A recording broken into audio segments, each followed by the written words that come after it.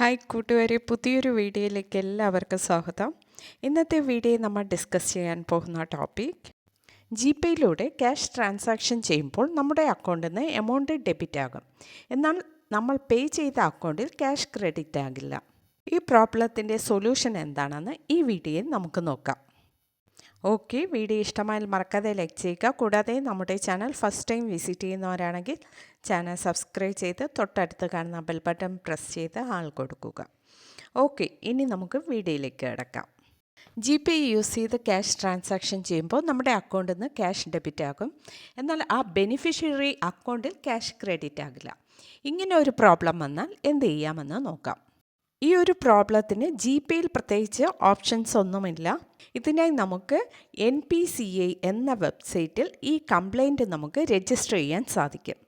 അതെങ്ങനെ രജിസ്റ്റർ ചെയ്യാമെന്ന് നോക്കാം. ഇതിനായി നമ്മുടെ മൊബൈലിൽ ഗൂഗിൾ ക്രോം ഓപ്പൺ ചെയ്യാം. അടുത്തതായി ഈ കാണുന്ന സെർച്ച് ബാറിൽ NPCI എന്ന് ടൈപ്പ് ചെയ്ത് സെർച്ച് ചെയ്യുക. ഈ കാണുന്ന ലിങ്ക് ക്ലിക്ക് ചെയ്യാം. ഇപ്പോൾ നെക്സ്റ്റ് പേജ് ഓപ്പൺ ആയിട്ടുണ്ട്.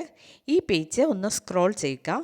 ഇപ്പോൾ UPI എന്നൊരു ഓപ്ഷൻ കാണാൻ സാധിക്കും, അത് ക്ലിക്ക് ചെയ്യാം. നെക്സ്റ്റ് പേജിൽ UPI എന്നൊരു പ്ലസ് സിമ്പലോടെ ഒരു ബോക്സ് കാണാൻ സാധിക്കും, അത് നമുക്ക് ക്ലിക്ക് ചെയ്യാം. ഇപ്പോൾ ഇങ്ങനെ ഒരു ഇൻ്റർഫേസ് ഓപ്പൺ ആകും.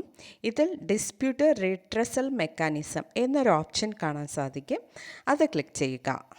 ഇപ്പോൾ നെക്സ്റ്റ് പേജ് ഓപ്പൺ ആയിട്ടുണ്ട്. ഈ പേജ് ഒന്ന് സ്ക്രോൾ ചെയ്യുക. ഇവിടെ ട്രാൻസാക്ഷൻ ആൻഡ് നോൺ ട്രാൻസാക്ഷൻ എന്ന് രണ്ട് ഓപ്ഷൻ കാണാൻ സാധിക്കും. ഇതിൽ നമുക്ക് ട്രാൻസാക്ഷൻ എന്ന ഓപ്ഷൻ ക്ലിക്ക് ചെയ്യാം. ഇപ്പോൾ ഇവിടെ person to person, person to merchant എന്ന് രണ്ട് ഓപ്ഷൻ കാണാൻ സാധിക്കും. നമ്മൾ ഒരു പേഴ്സണിനാണ് ക്യാഷ് ട്രാൻസാക്ഷൻ ചെയ്ത് അവരുടെ അക്കൗണ്ടിൽ എമൗണ്ട് ക്രെഡിറ്റ് ആകാത്തതെങ്കിൽ നമുക്ക് പേഴ്സൺ ടു പേഴ്സൺ എന്ന ഓപ്ഷൻ സെലക്ട് ചെയ്യാം. അല്ല, ഇനി ഒരു മർച്ചൻറ്റ് ഷോപ്പിലാണ് ക്യാഷ് ട്രാൻസാക്ഷൻ ചെയ്ത് അവരുടെ അക്കൗണ്ടിൽ എമൗണ്ട് ക്രെഡിറ്റ് ആകാത്തതെങ്കിൽ പേഴ്സൺ ടു മെർച്ചൻറ്റ് എന്ന ഓപ്ഷൻ സെലക്ട് ചെയ്യാം. Next option select issue. Next option click ചെയ്യുമ്പോൾ ഇങ്ങനെ ഒരു ഇൻ്റർഫേസ് ആയിരിക്കും കാണാൻ സാധിക്കുന്നത്. ഇതിൽ നമുക്ക് amount debited but not credited to beneficiary's account എന്ന ഓപ്ഷൻ സെലക്ട് ചെയ്യാം. Next option comment. ഈ ഓപ്ഷനിൽ നമ്മുടെ ഇഷ്യൂ എന്താണെന്നതിനെക്കുറിച്ച് ഒരു എക്സ്പ്ലനേഷൻ കൊടുക്കാം. Next option transaction ID. ഇവിടെ നമ്മുടെ ഗൂഗിൾ പേയുടെ ട്രാൻസാക്ഷൻ ID നമ്പർ എൻ്റർ ചെയ്യണം. Next option select bank name. ഈ ഓപ്ഷൻ ക്ലിക്ക് ചെയ്യുമ്പോൾ ബാങ്ക് നെയിം ഡീറ്റെയിൽസ് എല്ലാം കാണാൻ സാധിക്കും. ഇതിൽ നിന്ന് നമ്മുടെ ബാങ്ക് നെയിം സെലക്ട് ചെയ്യാം. അടുത്ത ഓപ്ഷനിൽ നമ്മൾ പേ ചെയ്തിട്ടുള്ള എമൗണ്ട് എൻ്റർ ചെയ്യണം. അടുത്തതായി ഡേറ്റ് ഓഫ് ട്രാൻസാക്ഷൻ. ഇവിടെ നമ്മൾ ട്രാൻസാക്ഷൻ ചെയ്ത ഡേറ്റ് എൻ്റർ ചെയ്യാം. Last option email ID. Email ID enter ചെയ്യുമ്പോൾ നമ്മൾ കറൻ്റ്ലി യൂസ് ചെയ്തുകൊണ്ടിരിക്കുന്ന ഇമെയിൽ ID എൻ്റർ ചെയ്യുക. ഈ ഓപ്ഷൻസ് എല്ലാം ഫില്ല് ചെയ്തതിന് ശേഷം താഴെ കാണുന്ന സബ്മിറ്റ് ഓപ്ഷൻ ക്ലിക്ക് ചെയ്യുക.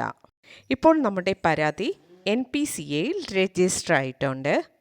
ഇനി NPCIക്ക് നമ്മൾ ചെയ്ത കംപ്ലൈൻറ്റ് ശരിയാണെന്നും ബോധ്യമായാൽ 48 മണിക്കൂറിനുള്ളിൽ നമ്മുടെ പരാതിക്ക് പരിഹാരം കണ്ടെത്തുന്നതായിരിക്കും. ഓക്കെ, ഈ മെത്തേഡ് യൂസ് ചെയ്താണ് ജിപേയിൽ നമ്മൾ ചെയ്യുന്ന ക്യാഷ് ട്രാൻസാക്ഷനിൽ നമ്മുടെ അക്കൗണ്ടിൽ നിന്ന് എമൗണ്ട് ഡെബിറ്റ് ആകുകയും എന്നാൽ ക്രെഡിറ്റ് ആകേണ്ട അക്കൗണ്ടിൽ എമൗണ്ട് ക്രെഡിറ്റ് ആകാതിരുന്നാൽ നമ്മൾ ചെയ്യേണ്ടത്. ഓക്കെ ഫ്രണ്ട്, വീഡിയോ ഇഷ്ടമായാൽ മറക്കാതെ ലൈക്ക് ചെയ്യുക, ഷെയർ ചെയ്യുക, നിങ്ങളുടെ അഭിപ്രായം കമൻറ്റ് ചെയ്യുക. Okay, thank